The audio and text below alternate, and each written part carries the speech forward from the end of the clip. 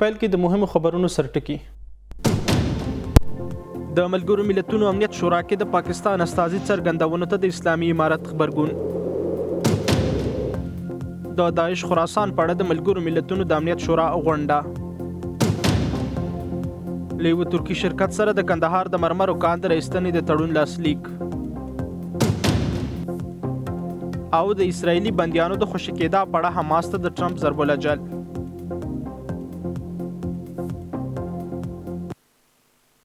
درنو لیدونکو سلامونه او ښې چارې. له یک ټلویزیون څخه له ما خپلواک ته د 12 بجو خبرونو ته ښه راغلاست. نن د سلواغې 24 او د فبرورۍ 12 ده. دا هم بشپړ خبرونه.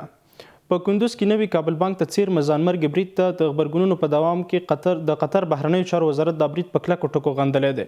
پرون سهار یو ځانمرګي بریدګر په کندوز کې د کابل بانک یوې څانګې ته څیرمه د خلکو په منځ کې چاودنه وکړه چې له امله یې 12 کسانو ته مرګ ژوبله واوښته. د دې برید مسؤلیت داعش ډلې منلی دی. د ملګرو ملتونو امنیت شورا د داعش خراسان په اړه ناسته وکړه. د غونډه کې د یو شمېر هیوادونو استازو له افغانستان او سیمې د داعش خراسان ګواښونو اړوند اندېښنه ښودلې ده. خو اسلامي امارت تل داعش په افغانستان کې ځپل شوی بللی او جدي ګواښ نه دی.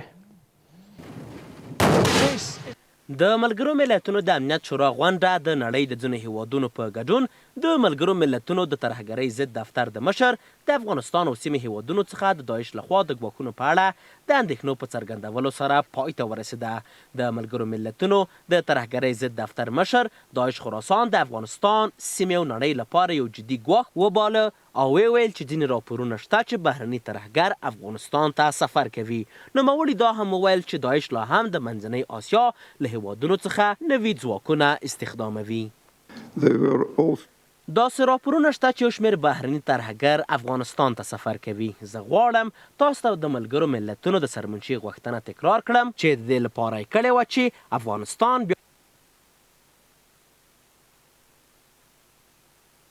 په ملګرو ملتونو کې د امریکا استازي د ترهګرۍ پر وړاندې مبارزه د ټرمپ ادارې لپاره لومړیتوب وګڼله او ویلي دي چې په منځنۍ آسیا په ځانګړې توګه افغانستان او پاکستان کې د داعش خراسان د نړیوال امنیت لپاره یو جدي ګواښ ګرځېدلی دی. د چین استازي همدارنګه د ترهګرۍ سره د مبارزې لپاره د بیجینګ ژمنه اعلان کړه او له اسلامي امارت څخه یې وغوښتل چې د ترهګرو ډلو سره په جدي توګه مبارزه وکړي. موږ د داعش د ترهګریزو بریدونو د پلان کولو او ترسره کولو او همدارنګه د کسانو د استخدام په ځانګړې توګه په افغانستان او پاکستان کې اندېښمن یو. څه موده وړاندې اسلامي امارت ویلي و چې داعش د پاکستان له خاورې څخه په افغانستان کې خپل بریدونه ترسره کوي. خو اوس په ملګرو ملتونو کې د پاکستان استازی منیر اکرم پاکستان ته براعت ورکړی او ویلي دي چې پاکستان نه افغانستان د داعش خراسان د ځواکونو د جذب مرکز دی. په ملګرو ملتونو کې د روسیې استازي امریکا په افغانستان کې د خپلو پوځي تجهیزاتو په ساتلو کې په پاتې راتلو تورنه کړې او ویلي دي چې هغه وسلې چې د امریکا او لویدیځو هیوادونو لخوا په ټوله نړۍ کې پاتې شوې اوس د ترهګرو ډلو لاس ته لوېدلي دي.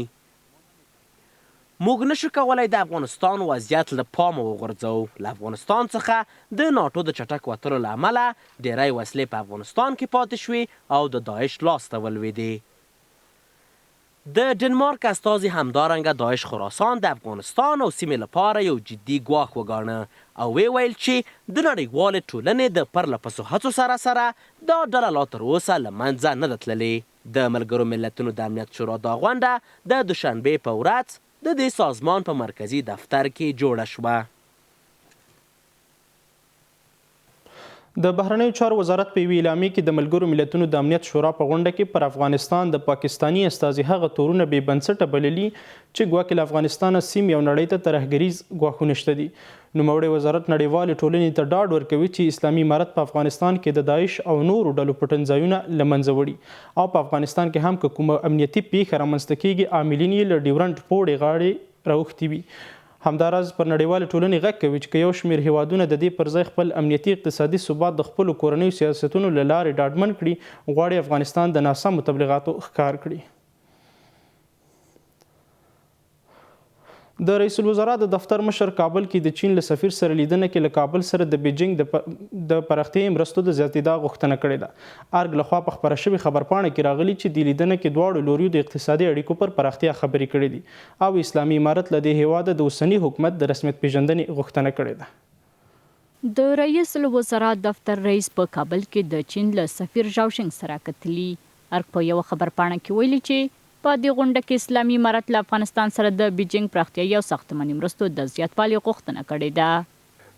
سفیر ژاوشنګ وویل د 2021 کال وروسته د دواړو هیوادونو مناسبات لا ښه شوي دي او چین په نړیوالو سازمانونو او غونډو کې د افغانستان د دریځ ملاتړ کړی ده. نوموړي زیاته کړه د چین او افغانستان ترمنځ سوداګري، صادرات، واردات او د خلکو تګ راتګ زیات شوی ده چې تیر کال څه باندې 11,000 افغانانو ته د ویزو اسانتیاوې برابرې شوې. د دې غونډې په لړ کې ژاوشنګ په کندهار کې د روغتون جوړولو، په بامیانو کې د برېښنا رسولو پروژې د دوام او د آمو سیند له حوزې د نفت له ایستلو خبر ورکړی دی.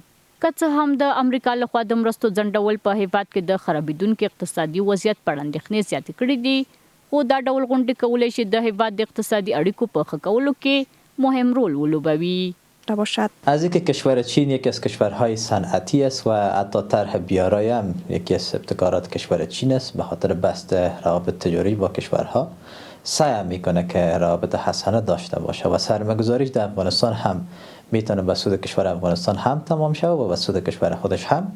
و افغانستان یکی از کشورهایی است که بالقوه منابع طبیعی خوبتر داره و مواد خام افغانستان به کشور چین اهمیت خوبتر داره، به این خاطر روابط خوبتر میخواد با کشور افغانستان داشته باشه.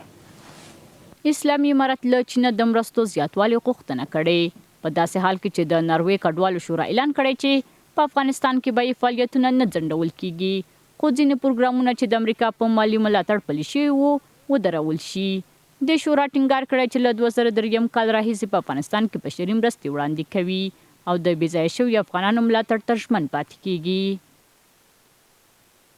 ولی من فکر میکنم چینایی‌ها کلانترین قراردادها را برای افغانستان دارن، ولی کلانترین پسمانی‌ها را همین چینایی‌ها دارن که در حقیقت کار را انجام ندادن. در حقیقت لیتیوم قرارداد نکردن، مثل انجام ندادن، در پالوش در صفحات مرکزی قراردادهای کلان امضا کردن انجام ندادن. مقدار کم نفت و گپا را اینا کار میکنن، ولی به اون بزرگی که به حدود 34 میلیارد دلار اینا امضا کردن به اون کار انجام ندادن دیگه. از این لحاظ فکر میکنم که تا حدود یک ماه چین حرفا معلوم خواهد شد.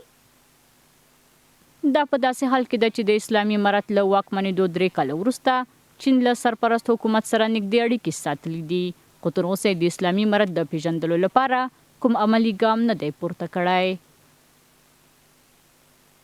سیمه کې پر افغان کډوالو د فشار زیاتېدا سره د امریکای کانګرس کې جمهوریت پال هڅه کوي چې د ټرمپ اداره قانع کړي چې له امریکایي پوځ سره د افغان همکارانو د منلو پروسه بیا پیل کړي. یو قانون جوړونکي ویلي چې یو شمېر استازو سپینې ماڼۍ سره اړیکه نیولې چې په افغانستان کې د پاتې افغان همکارانو برخلیک وټاکي. بلخو هممهاله د طیبات څارنوالۍ له 200 ډیر افغان کډوالو د ایستنې خبر ورکړی دی. تړلو پولو او ناپوره شویو وعدو زرګونه افغان کډوال د داسې ځای په لټه کړي چې کور ورته ووایي. په داسې حال کې چې پاکستان او ایران د کډوالو د ایستنې سربیره نور هم وباسي، واشنگټن کې جمهوریت پال هڅه کوي چې د ټرمپ پر حکومت د امریکای د پوځ پخواني افغان همکارانو د ورتګ غوښتنه ومني. یو قانون جوړونکي ناټس ویب سایټ ته ویلي چې یو شمېر استازو سپینې ماڼۍ سره اړیکې نیولي چې په افغانستان کې د امریکای پوځ افغان همکارانو برخلیک معلوم کړي. اگر اون قوانین نادیده گرفته بشود قاعدتاً این ماجرا مشکل ساز می شود و دولت امریکا باید قوانین جدیدی که اعمال کرده باید تجدید نظر صورت بگیرد. په داسې حال کې چې په امریکا کې د افغانانو پر استوګنې بحثونه روان دي، په ایران کې د افغان کډوالو د نیولو او ایستلو یوه څپه پیل شوې ده. د تایبات ښار عمومي څارنوال حجت صدیقي خبر ورکړی چې 250 هغه افغان کډوال چې د ایران خاورې ته د غیر قانوني ننوتو پر مهال په واوره او یخنۍ کې ګیر وو ایستل شوي دي. خو آیا د کډوالو ایستنه به په افغانستان کې د بې ثباتۍ لامل شي؟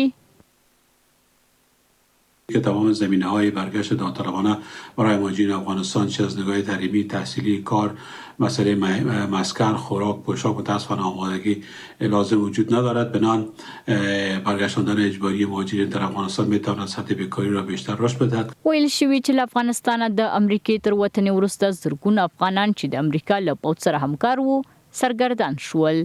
دا په داسې حال کې چې پاکستان او ایران هغوی باسي او په امریکا کې جمهوریت غوښتونکو د ټرمپ د ملاتړ ترلاسه کولو لپاره د هغوی د منلو لابي کوي.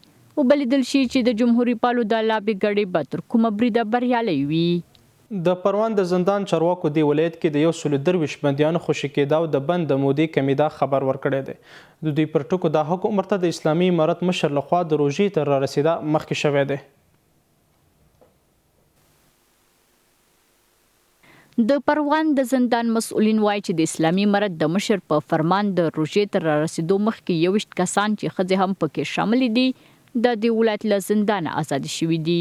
دوی وایي چې د 102 نور زندانیانو لپاره هم د بند موده کمه شوې ده. د پروان زندان رئیس عبدالرحیم احمد زیاتوي چې آزاد شوي زندانیان د مختلفو جرمونو له کبله نیول شوي وو. 21 نفر ما ذکور و اناث از طبقه ذکور و اناث ما که در او معجزین نام است مورد عفو قرار گرفتند و 102 نفر اینها مورد تخفیف قرار گرفتند. زندان جای کمالات است. زندان جای آموختن و جای به کمال رسیدن یک انسان است که انسانی که واقعا در صدد تکمیل به اصطلاح اونمو اوصاف انسانی خود باشه. ځینې آزاد شوي بندیانو ویلي دي چې د غلطو کړنو او بندي کېدو له امله پښیمانه دي او له ټولنې غواړي چې د غیر قانوني عملونو نه ځان وساتي. به گذشته یک شخص دیگه مجرم خلافکار بودم، حالا که یک شخص بسیار خوب شدیم که جسلا شدیم دیگه زندان موقت دیگه اصلاحی ما ساخته. طبعا کسی که مورد عفو قرار میگیره احساس خوشی می داشته باشه و ما از امارت اسلامی بسیار خوش هستیم. باقی حبسی که ما داشتیم او را بر ما بخشش کرد.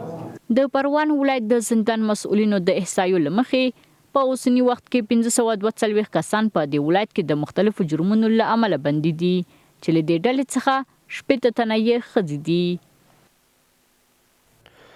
د پاکستان دولتي بانک ویلي چې تیرو شپږو میاشتو کې افغانستان ته صادرات 92 سلنه ډیر شوي دي. هممهاله د افغانستان د صنعت او سوداګرۍ وزارت وایي چې تیرو 10 میاشتو کې افغانستان پاکستان ته د 650 میلیونه ډالرو په ارزښت صادرات کړي دي.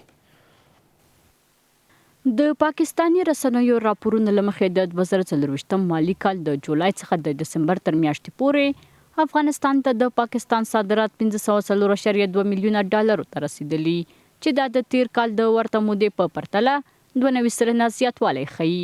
په همدې حال کې د صنعت او سوداګرۍ وزارت وایي چې د 1403 کال په 10 میاشتو کې افغانستان له پاکستان سره 2 میلیارډ او 580 میلیونه ډالر راکړه ورکړه کړې ده چې له دې جملې څخه 655 میلیونه ډالر صادرات او 1 میلیارد و 400 میلیون دلار واردات دي. در مجموع 2 میلیارد و 65 میلیون دلار داد و ستاد تجارتی داشته که از این میان 655 میلیون دلار صادرات و 1 میلیارد و 400 میلیون دلار واردات است. عمده‌ترین اقلام صادراتی افغانستان عبارت از زغالسنگ، پیاز، پخته، بادمجان رومی و انار می باشد و اما واردات از پاکستان عمدتاً تولیدات صنعتی و مصرفی به شمول برنج میده، ادویه طبی، سمنت، شکر، منسوجات کتان و میوه‌های تازه. اقتصادي کارپوهان وایي چې د پاکستان بازارونه ځانګړی اهمیت لري او له افغانستان سره د پاکستان د صادراتو او وارداتو زیاتوالی د دواړو هیوادونو د اړیکو پیاوړتیا لامل شوی دی. و زمانی که مناسبات سیاسی ما با پاکستان تیره میشه اونا مشکلات مرزی و ترانزیت ایجاد میکنن و یا هر از گاهی که روابط سیاسی ما با هندوستان بیشتر و خوبتر میشه باز هم شما میبینید که پاکستانی ها مشکلات مرزی و ترانزیت ایجاد میکنن. هر از گاهی پاکستانی ها تمام مسائل از دید سیاسی ببینن متاسفانه که تجارت ما با پاکستان همیشه با چالش و مشکلات مواجه بوده. بنابراین من فکر میکنم که اگر ما بتونیم این روابط تجارتی خود به دور از مسائل سیاسی داشته باشیم بدون شک هم به پاکستانی ها خوب بود و هم میتونه به افغانستان خیلی مسئولیت داشته باشه.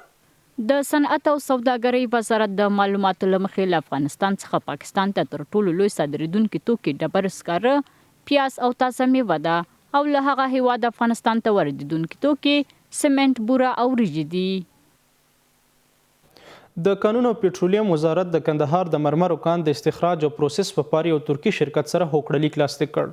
د کانونو او پټرولیم وزارت سرپرست وایي د دې قرارداد په کونې سره به سلګونو کسانو ته د کار لارسازي وشي او د سیمې اوسیدونکو ته به طبي او ښوونیز مرکزونه جوړ شي. په هیواد کې د اسلامي امارت بیا واکمنېدا وروسته اسلامي امارت د هیواد کانونو پراخ استخراج ته مخه کړې ده. د کانونو او پټرولیم وزارت اعلان کړی چې د کندهار د درې نور د مرمرو ډبرو کان استخراج او پروسس یې د 4.2 میلیونه ډالر په ارزښت یو ترکي شرکت ته سپارلی دی. دا قرارداد نن په کابل کې د کانونو او پټرولیم سرپرست وزیر هدایت الله بدری او د اومي اوغلو شرکت مرستیال موسی اومي اوغلو ترمنځ لاسلیک شو. د کانونو او پټرولیم سرپرست وزیر د لاسلیک په مراسمو کې ویلي چې دا قرارداد د درې نور د مرمرو ډبرو کان 3 کیلومتره مربع ساحه پوښي او د 10 کلونو لپاره اعتبار لري. یاد شرکت به د اکتشاف، استخراج او پروسس په برخه کې 6.2 میلیونه امریکایي ډالر پانګونه وکړي. دغه راز به شرکت د خپلو ژمنو پر اساس خپلې چارې په نړیوال معیارونو سره ترسره کوي.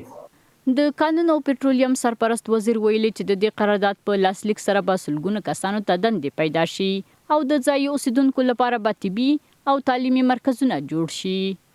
د دې تړون په لاسلیک سره به د هیواد سلګونو ځوانانو ته کاري فرصتونه برابر او د ټولنیزو خدماتونو په برخه کې به د سیمې خلکو ته د طبي او تعلیمي برخو سربیره نور ګڼ شمېر ټولنیز خدمات وړاندې شي. د درې نور د مرمرو ډبرو کان د کندهار ولایت په شاولي کوټ ولسوالۍ کې موقعیت لري او د هیواد د مرمر ډبرو کان یو له مهمو کانونو بلل کیږي. د پکتیا امنیه قومندان تیر 2 میاشتو کې د دې ادارې لاسته راوړنې خبریالانو سره شریکې کړي. نوموړي ویلي چې د دې ادارې تیر 2 میاشتو کې جنایي جرمونو، نشهیي توکو سره د مبارزې او د پاسپورټونو د ویش برخو کې پرمختګونه کړي دي. د پکتیا د پولیسو قومندانې چارواکو د روان کال په لومړیو میاشتو کې د دې ادارې لاسته راوړنې په یوه خبري غونډه کې له رسنیو سره شریکې کړې. هغه وایي چې د پکتیا د امنیه قومندانې د جنایي څېړنو څانګې په 290 جرمي قضیو کې 1619 کسان د مختلفو جرمونو په تړاو نیولي دي. د جنایي جرمونو پر وړاندې مبارزې منصبینو د تیرو 2 میاشتو په جریان کې د مختلفو جنایي جرمونو په اړه 290 قضیې ثبت کړي دي چې په تړاو یې 412 تنه مدنیین او متهمین نیول شوي دي او د قانون منګولو ته سپارل شوي. ښاغلي مخلص وایي چې د دې ادارې د مخدره توکو پر وړاندې د مبارزې ریاست منصوبین توانېدلي دي چې نږدې 150,000 کیلوګرامه خام چرس ونیسي او له 2300 جریبه څخه زیاته ځمکه د دې موادو له کښت څخه پاکه کړي. د ترافیکو د مدیریت د ارقامو په اساس د تیرو 2 میاشتو په موده کې 4 ترافیکي پیښې رامنځته شوي چې پکې د ماشومان او زنانه او مردانه په ګډون 22 تنو خپل ژوند له لاسه ورکړی او 200 تنه ټپیان شوي. هغه زیاته کړه چې په تیرو 2 میاشتو کې په پکتیا ولایت کې 4 ترافیکي پیښې رامنځته شوي چې له امله یې د ښځو او ماشومانو په ګډون 22 کسان مړه او له 200 څخه ډېر ټپیان شوي دي. د پکتیا پاسپورټ او مدیریت مسؤلینو 2516 جوړه پاسپورټونه توزیع کړي چې له تاریخه یې 88 میلیونه 4,28,258 افغانۍ عواید راټول کړي او د امارت خزانې ته سپارلي. د پکتیا د پولیسو د قومندانې چارواکي وایي چې په تیرو 2 میاشتو کې 12,516 پاسپورټونه ویشلي دي چې شاوخوا 88 میلیونه افغانۍ عاید لري. اوس هم څو لنډ بهرني خبرونه.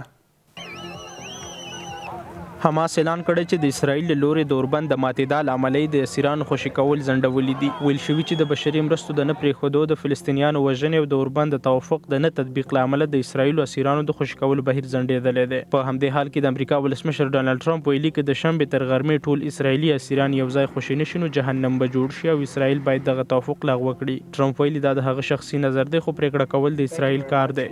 په غبرګون کې د حماس سیاسي دفتر غړي سامي ابو زهري ویلي چې د تهدید ژبه ارزښت نه لري بلکې شرایط نور هم پیچلي کوي. هغه زیاته کړې چې یوازې د اوربند د توافق په تطبیق سره به اسرائیلي اسیران خوشي شي. له بلې خوا د اسرائیلي پوځیانو حضور د غزې شاوخوا ته زیات شوی او خپل نظامي موقفونه یې پیاوړي کړي دي.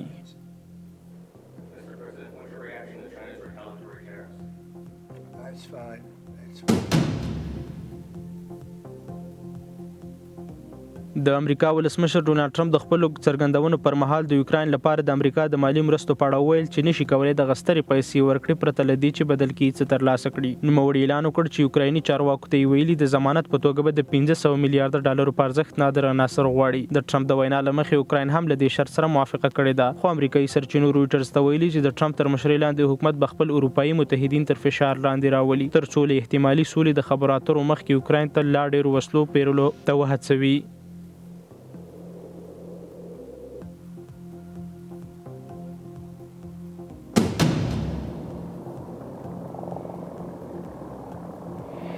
د امریکا د فدرالي هوایي ادارې لخوا خپاره شوي ویډیوګانې ویلانونو پر اساس یو شخصي الوتکه د اریزونا په هوایي ډګر کې له خپل مسیر څخه اړول شوې او د بلې الوتکې سره یې ټکر کړی دی. د لومړنیو راپورونو له مخې دغه پیښه چې د دوشنبې په ورځ د سلواغې پر 22مه په ماښام رامنځته شوې، تر اوسه یو مړ او 4 زخمیان لري چې حالت د دوی ښه نه دی. دا په داسې حال کې ده چې له دې پیښې یوازې 2 اونۍ مخکې د واشنګټن رونالډ ریګان هوایي ډګر نه پورته شوي مسافر وړونکي الوتکې او نظامي هلیکوپټر ترمنځ د مرګوني ټکر پیښه رامنځته شوې وه. په دې پیښه کې 4 مسافر او 3 د هلیکوپټر ناست وژل شوي دي.